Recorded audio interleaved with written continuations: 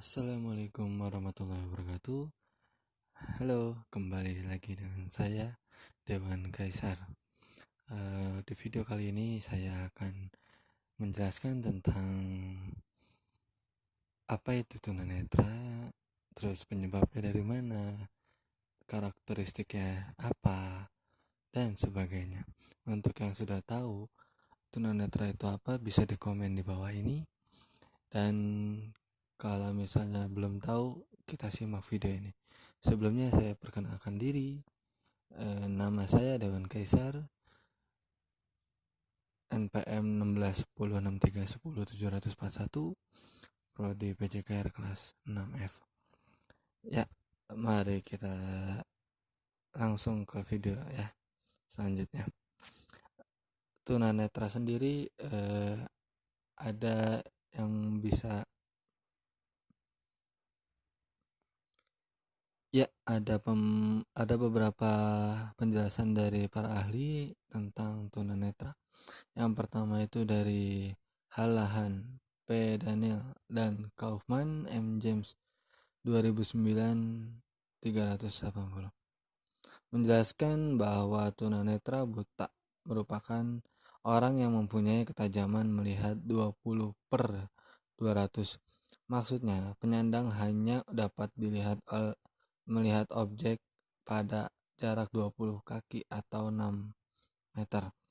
Sementara orang umumnya mampu melihat dengan jarak 200 kaki atau 60 meter atau kurang dari mata yang lebih baik dengan dikoreksi, atau seseorang yang memiliki lapang pandang sangat sempit, jarak paling lebar berdiameter tidak lebih dari 20 derajat. Yang kedua yaitu dari T. Suji Hati Sumantri, 2006, 6.265, mengungkapkan tunanetra merupakan individu yang indera penglihatannya atau kedua-duanya tidak berfungsi sebagai saluran penerima informasi dalam kegiatan sehari-hari seperti orang awas. Yang ketiga, pengertian dari Sari Rudiati tahun 2002.225 menjelaskan anak tunanetra adalah anak yang karena dampak sesuatu hal dari penglihatan mengalami luka atau kerusakan, baik struktural ataupun fungsional, sehingga kondisi penglihatannya tidak berfungsi sebagaimana mestinya. Yang keempat yaitu dari Ardi 2013.221 menyatakan bahwa seseorang dikatakan tunanetra bila dalam pembelajaran ia memerlukan atau membutuhkan alat-alat maupun metode khusus atau dengan teknik-teknik tertentu sehingga dapat belajar tanpa penglihatan atau penglihatan terbatas.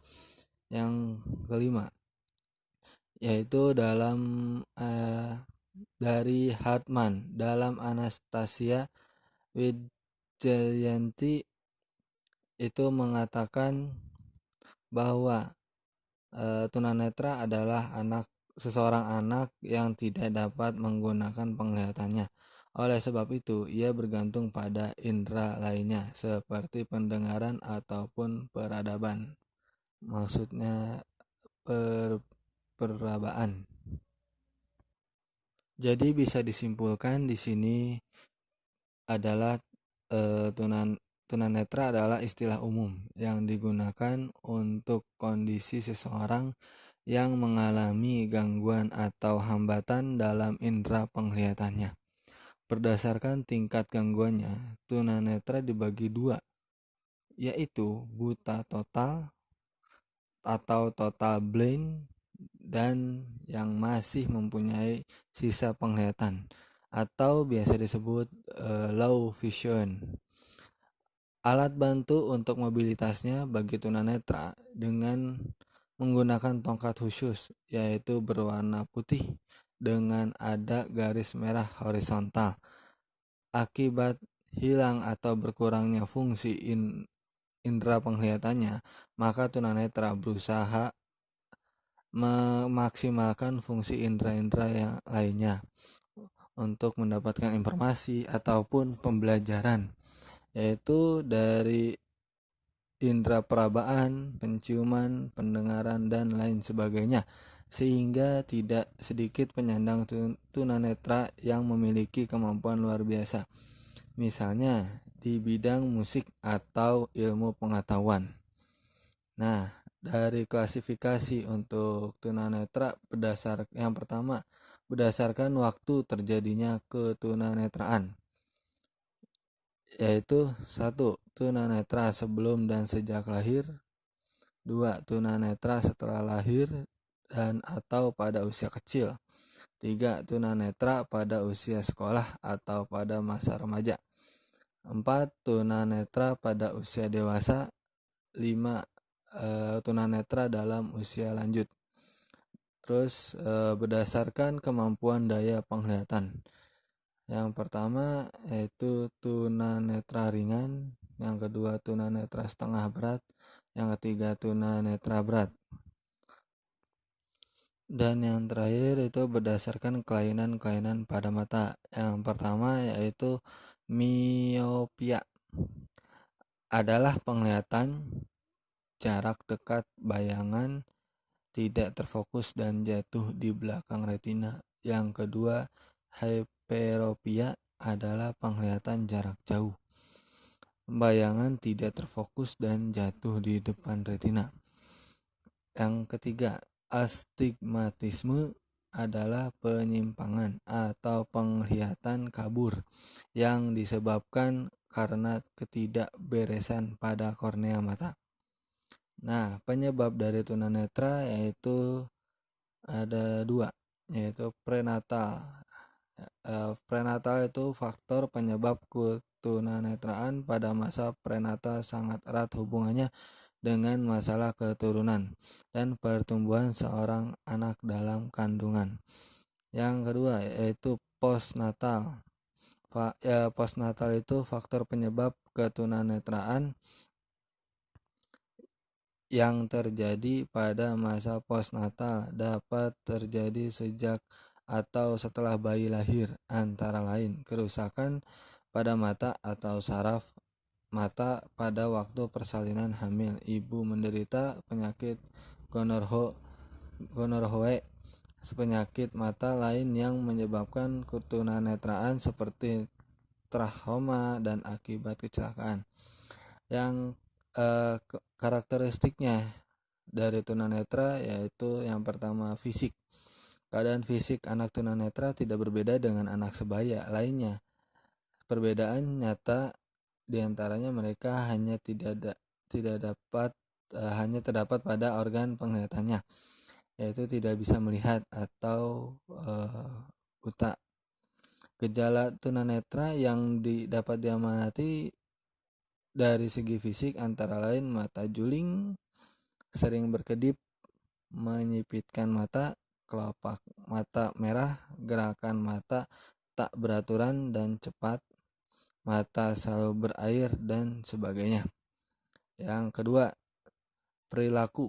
Beberapa gejala tingkah laku pada anak yang mengalami gangguan penglihatan dini antara lain berkedip lebih banyak dari biasanya, menyipitkan mata, tidak dapat melihat benda-benda yang agak jauh, adanya keluhan-keluhan antara lain mata gatal, panas, pusing, kabur, atau penglihatan ganda. Yang ketiga, psikis. Tidak berbeda jauh dengan anak normal. Kecenderungan IQ anak tunanetra ada pada batas atas sampai batas bawah. Kadangkala ada keluarga yang belum siap menerima anggota keluarga yang tunanetra, sehingga menimbulkan ketegangan atau gelisah di antara keluarga. Seorang tunanetra biasanya mengalami hambatan kepribadian seperti curiga terhadap orang lain, perasaan mudah tersinggung, dan ketergantungan yang berlebihan. Terus selanjutnya itu dari penurunan penglihatan atau low vision. Yang pertama, menulis dan membaca dengan jarak yang sangat dekat. Jadi yang biasa normal kan kurang lebih jaraknya itu Ya, sedang kalau ini benar-benar dekat dengan layar ataupun buku gitu, menulis dan membaca. Terus yang kedua, hanya dapat membaca huruf yang berukuran besar.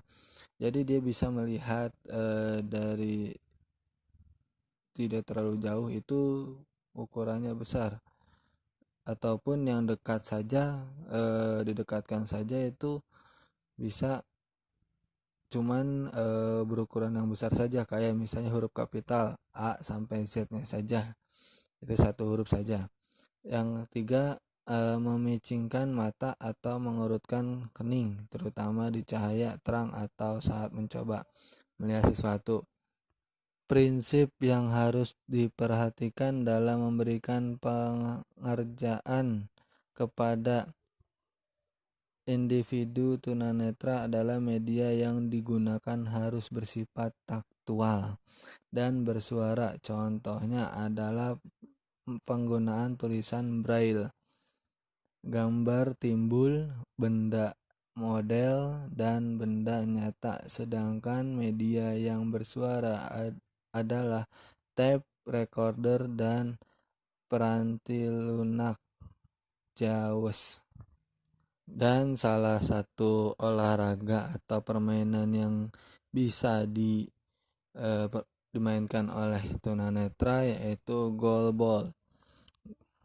Nah, goalball ini sendiri sudah dimainkan pada Asian Para Games tahun 2018. Goalball sendiri pertama kali dikenalkan di Austria oleh Hans Lorenzen dan German Sepp Rendel pada tahun 1946. Ini dalam rangka membantu rehabilitas para korban Perang Dunia Kedua yang tunanetra. Tahun 1976, cabang olahraga goalball resmi masuk dalam cabang olahraga yang dipertandingkan dalam Olimpiade Paralimpik. Cara bermain dan pemain. Cabur goalball dimainkan oleh dua tim atau perorangan yang saling berhadapan. Cara bermainnya adalah dengan menggelindingkan bola ke arah gawang lawan. Lawan akan berjaga di area depan gawang untuk menghindari bola masuk yang akan menambah poin pemberi umpan. Jika permainan dilakukan oleh tim, satu tim terdiri dari 3 pemain yang masing-masing bertugas untuk menjaga gawang. Ukuran gawang pada permainan ini memiliki panjang 9 meter dan tinggi 1,3 meter. Pemain terdiri dari 2 kategori, yaitu putra dan putri. Dalam permainan ini terdapat 3 area yang terdiri dari landing area, neutral area, dan tim area.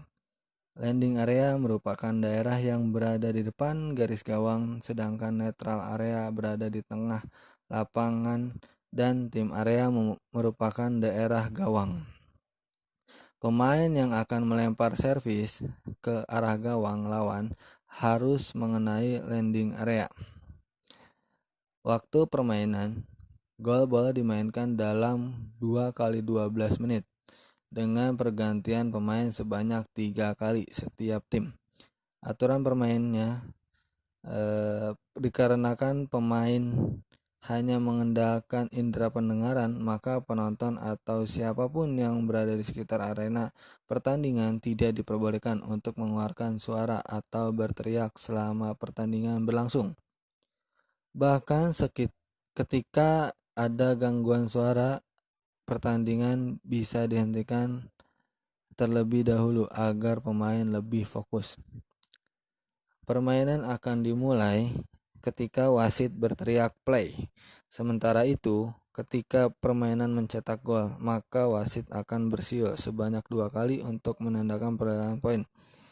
Peralatannya yaitu yang dibutuhkan untuk pertandingan goalball diantaranya bola dan kacamata Google, yaitu kacamata. Bola untuk bermain goalball berbahan karet mirip seperti bola basket. Nah, Bola tersebut didesain memiliki ruang udara agar bola tidak memantul terlalu tinggi.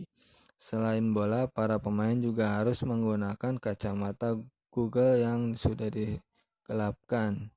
Jadi kebanyakan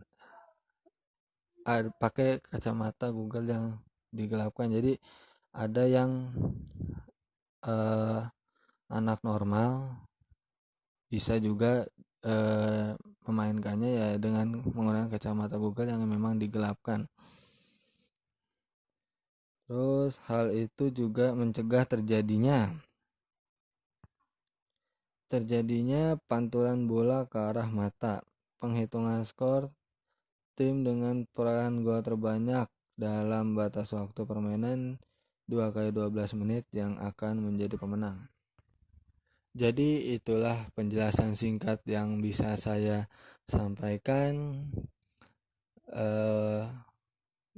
Karena sekarang lagi ada wabah yang sangat berbahaya, jadi dimohon untuk semuanya untuk di rumah saja, dan ataupun memang kalau misalnya ada yang benar-benar tidak bisa ditinggalkan, tolong menggunakan protokol kesehatan, yaitu menggunakan masker dan cuci tangan. Itu saja yang bisa saya jelaskan. Kalau misalnya memang kalian ada yang kurang paham, bisa langsung cari di Google karena di sana lebih lengkap. Terima kasih. Wabillahi taufiq wal hidayah.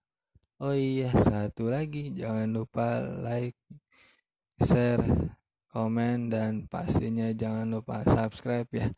Ya, karena tombol subscribe itu gratis kan, jadi pabaliet. Wabillahi taufiq wal hidayah. Wassalamualaikum warahmatullahi wabarakatuh.